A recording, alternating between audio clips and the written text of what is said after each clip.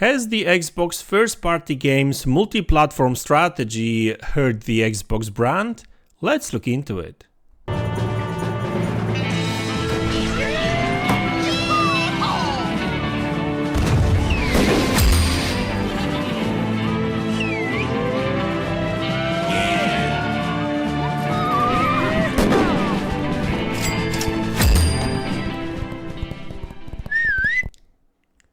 Hey guys, welcome back to the channel. So today I would like to talk about the Xbox brand. So a couple of weeks ago, Xbox announced that they will be releasing some of their Xbox first-party games on other platforms like PlayStation or Nintendo Switch. I mean, they've been releasing some of their games on Switch and PlayStation and PC in the past too, but it's more about like releasing more games on these platforms. So the very first 4 games they announced back then were Sea of Thieves, Grounded, Pentiment, and Hi-Fi Rush, right? So obviously, there's a question to be asked here. I mean, did that really hurt their brand, or will Xbox really benefit, from releasing these games on other platforms? Because obviously Phil Spencer, I think even in the interview with Polygon, did say that it's all about pulling more money into the Xbox ecosystem from other platforms to develop other games and that kind of stuff, right? So it kind of makes sense, but the real question is it worth it, right? I mean, how much money can you get from selling these games on other platforms versus any potential damage you are making to the brand, right? And so there's actually 2 things I want to talk about today, really. One is some of the comments Jess Corden heard about that from MaDz, and that was actually leaked. It was like internal conversation, and also I want to talk about the how these 4 games are actually doing on these other platforms, right? So first off, let's talk about that internal leak. So there's a tweet from Idle Sloth, as always, and Jess Corden during the Xbox 2 podcast with Randall Thor, they discussed all things Xbox, and Jess actually mentioned that he has heard that there was a all hands meeting there, like I'm talking about Microsoft, where MaDz, Phil Spencer, and a couple of other these big wigs were talking about the future of Xbox, and MaDz during that all hands meeting acknowledged that the multi-platform strategy has stressed but not damaged the brand. Now, I don't really know what that means per se. I mean, stressed, what does it mean exactly, right? But that doesn't sound well, right? So that doesn't sound well, meaning that it sure didn't actually help the Xbox brand, in my opinion. But he does say that it didn't damage the brand, right? I mean, whatever, right? I think it did hurt the brand, at least PR-wise. The question is, which I'll talk about in a minute, was it worth it, right? I mean, was it worth hurting the brand? Was that money actually worth it, right? How much? I mean, I'm sure. I mean, they won't really share probably the numbers, but there's actually quite interesting things happening right now with these games that have already launched. So that will give us a little bit more context on what's happening right now and what may happen in the future, right? So first off, this is very important. So you've got MaDz, one of the top wigs at Xbox, pretty much acknowledging that this new strategy did hurt the brand, at least a little bit, right? It didn't damage it. I mean, didn't kill it for sure, but it did, it did hurt it, right? It stressed it. Let's stick to that, right? Stressed it. So now let's talk about these 4 games, because this is actually quite interesting. I was not expecting that, to be honest with you.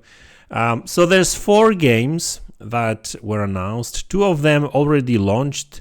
two single-player games, Hi-Fi Rush and Pentiment, and there's two live service games that are launching either this month or next month, and that's Sea of Thieves and Grounded, right? Now, let's talk about Sea of Thieves and Grounded first, even though they haven't really released yet. Looks like these games are actually doing quite alright in pre-orders. I mean, quite alright is actually understatement. I think Sea of Thieves have been in top 10 of PlayStation 5 store pre-orders for like, for like a couple of weeks now, right? Grounded is in top 10 now too. So looks like there's interest in these games on PlayStation, right? Looks like people really want to play these games, even though they are not out yet. So we can't really talk about real numbers just yet. So, there is some success story there already when it comes to this live service, right? So, some people will say, oh, see, so now Xbox will see this and they will release all Xbox games on PlayStation, right? Or Nintendo Switch. But that's probably not going to happen. And the reason I say this is that because you've got Sea of Thieves and Grounded doing great in pre-orders on PlayStation, but then again, on the other side of the story you've got Pentiment and Hi-Fi Rush not actually moving the needle on PlayStation 5 and Switch at all, right? I mean, they're not selling. That's pretty much it, right? So, we're talking about two single-player games, which is kind of interesting because PlayStation has always been touted as is that a proper word, touted? I think it is. Called, let's just say it like that, a single-player kind of console. PlayStation gamers always were always saying that they support single-player games and that kind of stuff. And maybe they do, at least some of them, but not all of them, that's for sure, right? And looks like Pentiment and Hi-Fi Rush didn't actually do that well on PlayStation, right? And I mean, Pentiment, I guess it kind of makes sense because it's a very niche game. It's a story-driven kind of story novel, really. It's not an action game, it's just a detective work and that kind of stuff, like adventure game, very slow pace and everything, and really nobody really talks about it, except that few days when PlayStation, there was a news that PlayStation actually did run this game much better on than Xbox, because Xbox was missing a patch. Which another thing about Xbox is like they do these things all the time. Just a bad PR look in my opinion. But anyway, it got fixed and Xbox now runs it great too. But after that, nobody actually spoke about it. Like looks like that even that news that didn't convince anyone really to buy this game on PlayStation, right? And so with Pentiment, I was kind of okay. That game that probably won't really do that well. But Hi-Fi Rush, I was expecting Hi-Fi Rush to actually sell pretty well, and it didn't. I mean, it launched a couple of weeks ago, I think, and well, nobody actually talked about it at all. I mean, except the again, PlayStation versus Xbox comparison. There was, a couple of videos showing, and I think Digital Foundry actually spoke about it too, that there's some PlayStation has better shadows. Sharper shadows, and other than that, there's no difference really. But, that made to the news. But other than that, like nothing. I mean, you don't see Hi-Fi Rush anywhere in the charts. Nobody really is sharing screenshots. Nobody actually talks about it. So you've got one big shift in strategy, but you've got two different stories coming out of that. You've got a success story when it comes to live service games, right? I mean, these games didn't release just yet, so I mean, we don't really know, but looks like it. These games will do very well on PlayStation. I'm talking about Sea of Thieves and Grounded, but then again, you've got that not so good story not a success story. Maybe even a failure story, who knows, right? But I guess it's a bit too early to call it like that. But yeah, I mean, looks like there's not enough of interest in these single player games on PlayStation. So really now the question is, what does it say about releasing potentially more games on Xbox games on PlayStation, right? I mean, if Xbox will, if Microsoft CEO or whoever will look at these data and they will be like, oh, so yeah, let's just put more games on Xbox, on PlayStation, right? I don't think so. I mean, if anything, this will make Xbox to double down on live service games on PlayStation, and that makes sense, to be honest with you, because even PlayStation is releasing some of their live service games on PC day one straight away, no questions asked, because it just works. It makes sense. You need as many people in the on the servers to actually make the game popular and to make it work.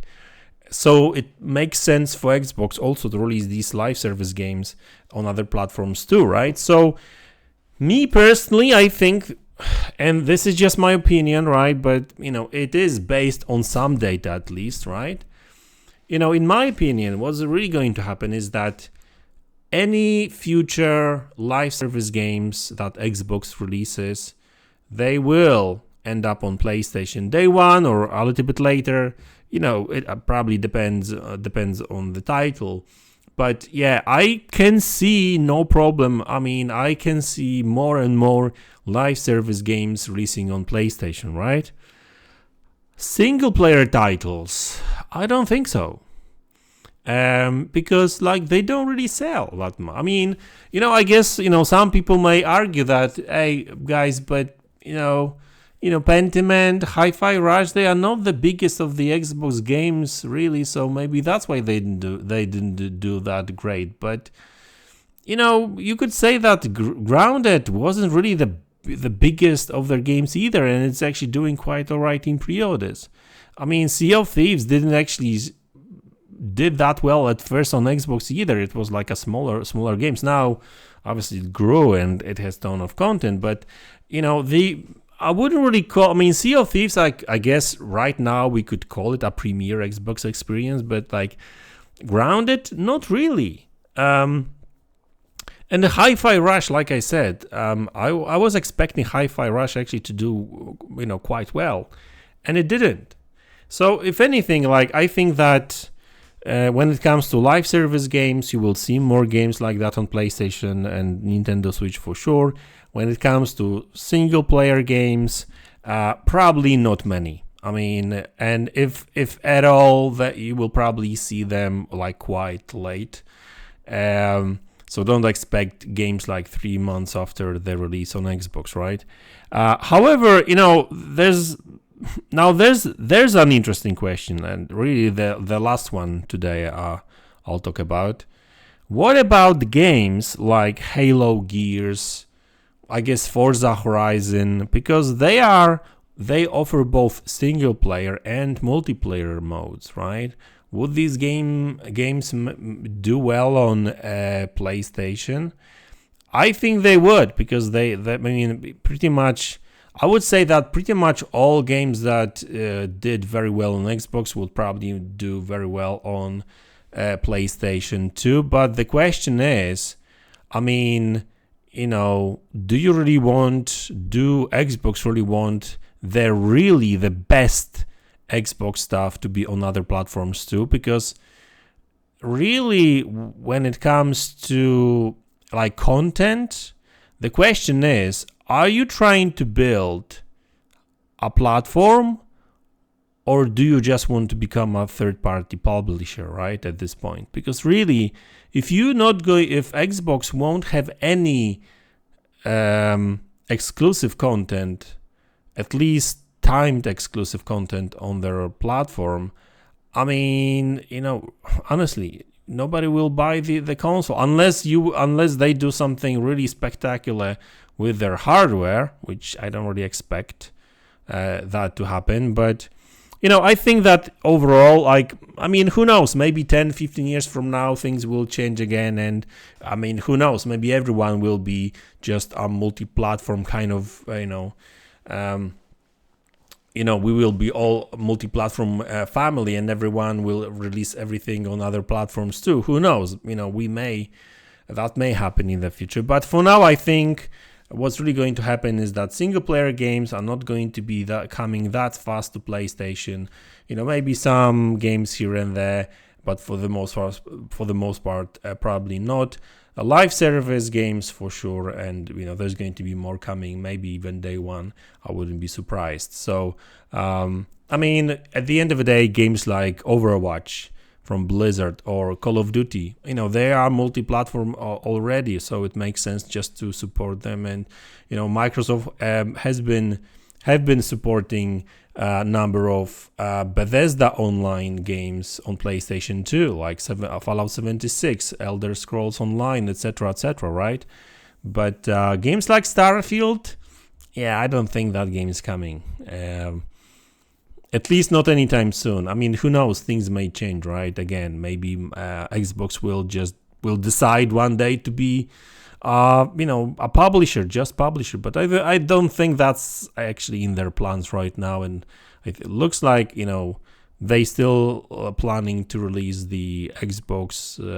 They still want to build a platform. And I think that's the future of Xbox, really. So anyway, guys, that's the video. I hope you enjoyed it. Let me know in the comment section below what you think about it. And I will see you all in the next one. Take care.